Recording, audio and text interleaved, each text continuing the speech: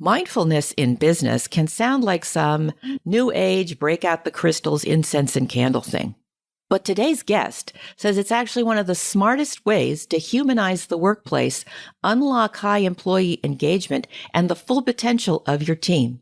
Something that everybody really wants. So stay tuned.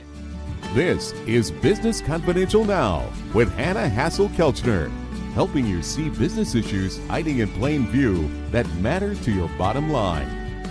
Welcome to Business Confidential Now, the podcast for smart managers, executives, and entrepreneurs looking to improve business performance and their bottom line.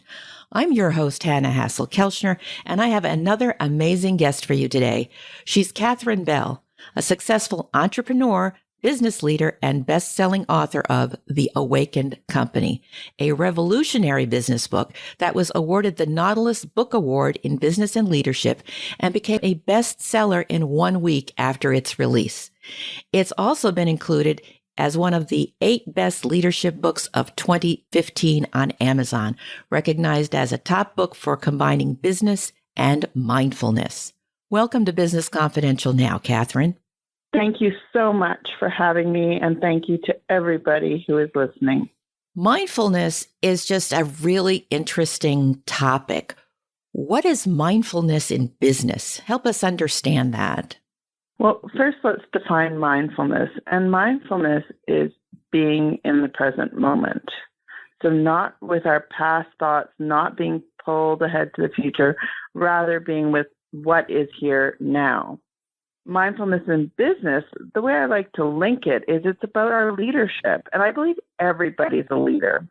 So how do we be mindful and centered leaders? And it's often said that leaders capture people's hearts, heads, and hands. And that relates to our 3 centers is how are we feeling, what are our thoughts, and what are we doing? And ultimately, strategy is action. So how can we act as leaders, as mindful leaders in the moment? And it is by dropping down and into the present moment. And it just, Hannah, just take a breath with me right now. Let's just take a breath together. And it is just taking that momentary pause to recenter ourselves that we become more mindful. And in being more mindful, we become more self-aware. And the research shows the more self-aware we are as leaders, the higher performing we are. So it just makes common sense, and it's basic to our humanity and our human experience. That sounds very compelling. But business comes at us so fast, Catherine. And we prize decisiveness, the decisive leader that can make a decision, that doesn't dilly-dally around. What are some practical tips for developing more mindfulness in business? Because it's one thing to say, let's all take a deep breath together. But all too often, when somebody's under pressure and their head's ready to explode, they don't have time to take that breath, even though they should. Maybe they probably should. But what can they do? I love the realness that you're bringing to this because I'm a serial entrepreneur and I can't help but build things. So in many ways, people say, you teach what you need to learn. And I would say that exactly applies to me because the world in many ways is bombarding me with requests, things to do, etc. However, when we're more present and when we're more mindful, we actually make better decisions. We're more creative. We are more innovative, we're more relaxed, and we're less stressed. And let's make mindfulness really real. So what can we do as an individual? First, we can belly breathe instead of just breathing from the top part of our lungs. So that's one simple tip that our body center. And then we can behave more from the present moment. So that's a simple thing that we can do. The other thing that I do with our teams is we begin with a mindful moment. And so we just take a few moments before a meeting and we do a body scan, which is just sensing into different parts of your body, and then start the meeting. And now we have boards of directors all around the world beginning their meetings like this. And it sets a different tone. So I invite everybody listening to this to experiment with it. Say, I want to try this mindfulness stuff. What the research shows is it's actually going to make us more effective as a team, more self-aware as a team, more creative as a team. Let's try a centering practice before our meetings and then go into the agenda. So it's all these simple little hacks that we can bring to our lives to help us be more centered and more grounded. So another thing we can do, Hannah, is when we're stressed between meetings, like I run between meetings a lot. So, for example, after this meeting, I'm running to go do a big shoot for a app that I've developed called Awakening. And between the meetings, what I'm going to be focusing on is the present moment and dropping energy into my feet so that I'm more grounded when I arrive to do those audio tapes. So there's simple little practices. And interestingly enough, it helps us feel like we belong more to ourselves. And we have, so the majority of people are disengaged at work. The majority of people rate the worst time of the day is the time with their bosses, and the majority of businesses fail. So business as usual does not work. We need to bring humanity and mindfulness into the workplace. And by bringing our humanity into the workplace and by bringing presence into the workplace, it allows for another creative rhythm to flow through what we're doing and how we do it. And I think everybody would agree that business as usual isn't working. So this is an invitation for how to do small little things, which are very reasonable, to help create a more mindful world, more mindful organization. The other thing I think everybody in every organization and everybody in the world should have is a personal aim. And that is getting very deliberate with how you intend to place your attention, because our brains are negatively wired. So when we have an intention, we can then call ourselves to behaving from that place. And then it allows us to say, yes, I will say yes to this, I will say no to this. So there's a whole bunch of little hacks I've given in terms of actually how to bring this. And bring in a sense of playfulness and experiment with it. See what works for your team. Because what works, what I've learned from doing this for decades, is what works for some teams doesn't work for other teams. And it first begins with ourselves. So the Awakening Company, we have a little system that we use, which is, it's the water drop hitting the ocean. We begin with awakening ourselves, then we begin with awakening our relationships, and then we work with awakening our teams. And we have a whole bunch of video on demands, and I have a whole relationships course coming up, and a whole bunch of other events coming up on our website, which people can check out and join us for, about how to actualize this in their lives. And it is so important to begin with ourselves. So first is, every leader, have an aim. Practice that aim. Bring your attention to that aim, that personal intention. Then drop into the moment. Just take a deep breath. You don't need to do this for hours. But the more we kind of come back to ourselves, the higher performing we will actually be. And we won't behave in that autopilot where we're making bad decisions because we're so rushed. Those are all great tips. I appreciate that, Catherine. It seems like I'm missing a step here. It's one thing to say, I'm aware. Yes, I'm aware. I'm taking a deep breath, and I'm very aware that I am pissed at one of my employees because they really messed up. Now, my aim is to get business back on track and to get things fixed. But it sounds like some of what you're talking about is yet another step higher where, more aspirational. And I'm down here at ground zero. And I have this awareness, which is of something that is unpleasant and is a problem that needs to be fixed. So how do I make that transition from, I want to rip somebody a new one right now, to, oh, yes, let's, you know what I'm saying? I'm being a little controversial here. I understand that.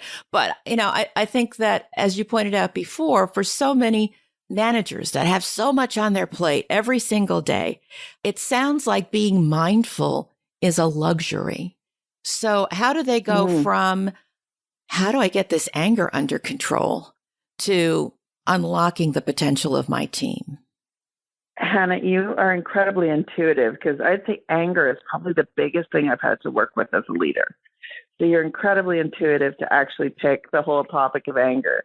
because I'd say if there's anything in terms of my leadership that I've had to work on, it's anger. And so let's go into this. First of all, it's counterintuitive. It's like go slow to go fast. It's so counterintuitive in our society. And I also think, we become like a bit of a virus on the planet. We're heating it up by our relentless productivity. And I think if we do things more mindfully, we will do things better for everybody. So let's talk about this, employee, because I can so relate to it. Literally, my body turns red sometimes. Like I get so angry when I'm like, I've explained that to you. We need to get going. Didn't you see it? Didn't you get it? Why haven't you done it? You committed to it. You didn't achieve it. La, la, la. And my body literally gets red. So first off, I feel that experience of my body getting red.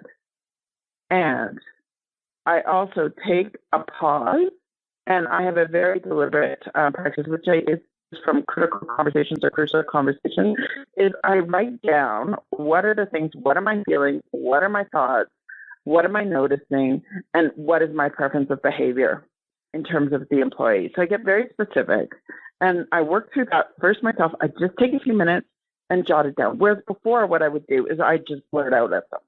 And the blurt out at them would often cause damage to the relationship, which is just not worth it. Because did you know the cost of somebody who's making $100,000 right now, if they leave, the cost of the organization is about $1.8 million. So the turnover is just not worth it.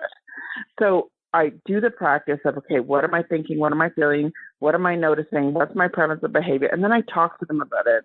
And then I also talk about what is the commitment to the future. There's a lot of times there's a lack of clarity when things aren't happening. And so that very deliberate practice. The trick is, though, it's like Viktor Frankl says, between stimulus and response, there's a space. And in that space is our power to choose.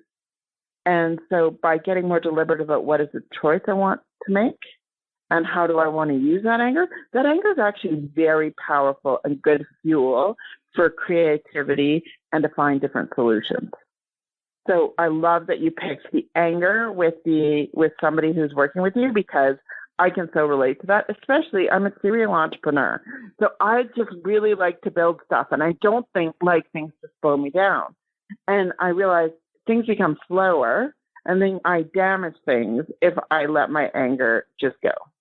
If I'm more mindful and take this very deliberate approach, and we actually do a lot of lunch and learns. I'd say this whole kind of critical conversations and feedback is one of our key lunch and learns that we do for organizations. Is I am noticing, I'm feeling, I'm thinking, preference of behavior, and then having a commitment process to follow through. So what a great, really practical example that you just honed in on. And I love that you chose anger, because that's my hot button. I think it's everybody's hot button. There's so much anger that seems to be under the surface of so many relationships. It's like that cheap furniture that you buy. There's this veneer of, oh, hi, how are you? Oh, that's lovely. And the minute, somebody's button gets pushed, it all goes to pieces. It gets chipped away really, really fast. So I really appreciate the questions that people can ask themselves, especially about where they want the relationship to go. Because you're right, the cost of turnover is incredibly high. And, post-COVID, where people are reevaluating their priorities about, do I want to be in the office? Do I not want to be in the office? How do I really want to live my life? Do I want to work to live or live to work? It raises all kinds of really interesting questions about the relationships they're willing to tolerate. So I think your mindfulness is really very timely and very topical. And the more that leaders embrace it to say, okay, what is the long view? I mean, yeah, I can blow up, and where's that going to get me? And that's not to say they abdicate accountability, but just being able to ask those questions and then find a better way to channel that energy. Because, when I was working in corporate, one thing that I would hear, some of my managers complain about, oh, that person is so angry and they need to go and blah, blah, blah. And I'm like, if you could only find a way to harness it, they're angry because they care. When they're not angry is when you should worry, because they don't care so much. They care about their paycheck, and that's about it. So I'd like to come to your book. You've written The Awakened Company, which got, Great kudos in a very short period of time. What can listeners learn from it about developing more mindfulness in business so that they can reap the benefits that we've talked about? Mm-hmm. It's really exciting, Hannah, because most business books only survive about 6 months, and the Awaken Company's just been re-released after 7 years because it's so topical. What people can learn from the Awaken Company is really why it is important to awaken ourselves, why it's important to awaken our relationships, why it's important to awaken our teams, and how we can use that. Like most business leaders don't know, for example, that if we focus 2/3 on culture and 1/3 on financial success, those are the highest performing organizations. The lowest performing organizations are those that just focus on finances. So it brings together business research, practical know-how, and wisdom traditions. And it provides leaders with a really great understanding of how to build your organizations differently and more powerfully and more thoughtfully. So every leader, I think, should read the Waking Company as a way to kind of open up their lens and perspective on seeing businesses as a force for good, businesses as a place of human experience, and to bring our humanity back into our organizations, and businesses as really kind of catalysts of a different form of world. Because if we don't organize differently, we're up for, more of the same. And I think people really want to change. So it's a way, it offers really practical suggestions as to how to create healthier organizations in a more holistic way. And it uses business research, and business research is consistent with the mindfulness. Like most business leaders, as I said, don't know. Focus 2/3 on corporate culture, 1/3 on financial success. One organization came to me, Cass, can you help me go from $0 to $1 billion like you did that company? And I'm like, you've got the wrong mantra. You don't focus on the financial success. You focus on solving a business problem, solving a problem. And when we are so clear, I could go on, Hannah, about this. I don't want to go on too long. When we're so clear with our why, our how, our what, when, and where, and how much, then it helps everything to be catalyzed in a new way. So I think every business leader should read The Awakening Company. I have more books upcoming, which I'm really excited about, and have a great video on demand series. So please, people, sign up to our newsletter to get, our newsletters are also on social media, very practical. We offer practical tips. We see it as a real social service. A lot of our clients don't come from our social media. Rather, those are people who are interested in learning how to actualize this for themselves. Well, we're definitely going to have links to your social media, to your book, to your business in the show notes at businessconfidentialradio.com. So listeners can definitely be able to tap into, that wealth of information. I've got 2 last questions for you, and they're kind of related. One is, we may still have some skeptical listeners about mindfulness, about, I don't know. But we may also have some who say, well, yeah, I see your point, but how are they going to believe me if I'm going to start being more mindfulness? Because they may have already squandered some trust with their employees. There's some fear in the organization because of the way that leaders have behaved. Individual managers may not necessarily be the entire culture, but for most employees, the relationship they have with their immediate supervisor is the organization.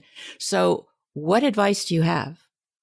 Oh, you brought up something really, really important, and that's our relationships and trust. So if we don't have trust, it's like implying a tax on the organization. It makes everything slower. Most people rate the worst time of the day as their time with their bosses. So we have a whole bunch of boss holes. Yet, being a leader, the last thing I would ever want to be called is a boss hole. And back to my philosophy, I think everybody's a leader.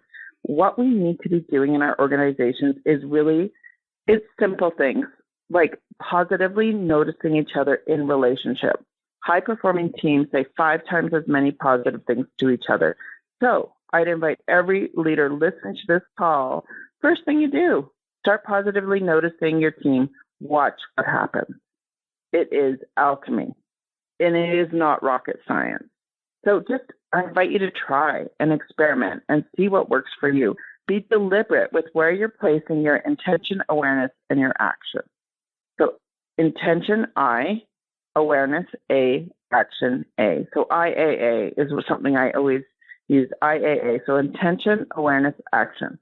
The other thing I'd like everybody to think about, just ABC, attitude, behavior, commitment. What's the attitude you're bringing to your day? How are you behaving? And how are you committed? Like, these things are not inconsistent with any leadership research. The more we can bring this self-awareness to our world, the higher performing you'll be. I just invite you to try. See what works for you. Not everything will work for you. Try what works for you. And to not do it, it's like you're going to lose part of your own humanity, because you'll then be either lead or you're going to be led. If you want to go at the whims of everybody else, and if you want to go at the whims of your ego, that's fine. Just know that you're doing that.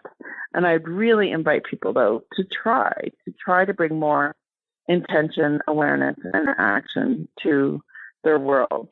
And doubt me all you want. Like, that's totally fine. Totally fine. And try. Just experiment. And recognize that it's probably going to take some time, because the first time you land a compliment, they're going to look at you like, really?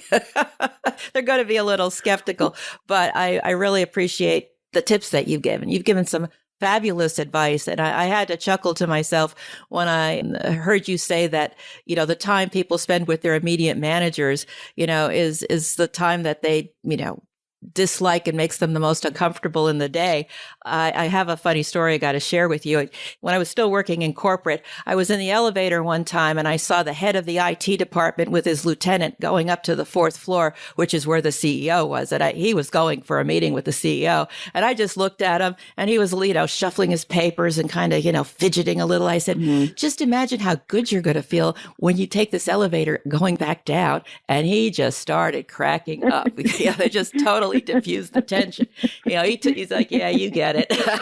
So, I think everybody understands that. And it's really a shame that so many people feel that way, because it would just be a great opportunity to collaborate, to get more direction, to say, are we doing the right thing? Are we on the right path? What can we do more, instead of getting hammered, which is all too often what people experience. So, Catherine, thank you so much. I appreciate your time, your insights, and with everything that you've shared with us today, and the power and value of mindfulness. I really love that data about focus 2/3 on culture and 1/3 on the finances. That just echoes what I've heard from so many other people about, build your people, they'll build your company. So anyhow, thank you for that. If you're listening, you'd like to know more about Catherine Bell's fabulous work, her book, The Awakened Company, that information, as well as links to her website, which apparently has all these amazing resources, and a transcript of this interview. It's also going to be found in the show notes at businessconfidentialradio.com, because I know she rattled off a bunch of questions to ask yourself and some amazing tips. So if you're walking or running while you're listening to this, or driving, you couldn't jot them all down, but they will be available in the transcript. Thank you so much for listening. Please be sure to tell your friends about the show and leave a positive review. We'll be back in 2 weeks with another episode of Business Confidential Now. So until then, have a great day and an even better tomorrow.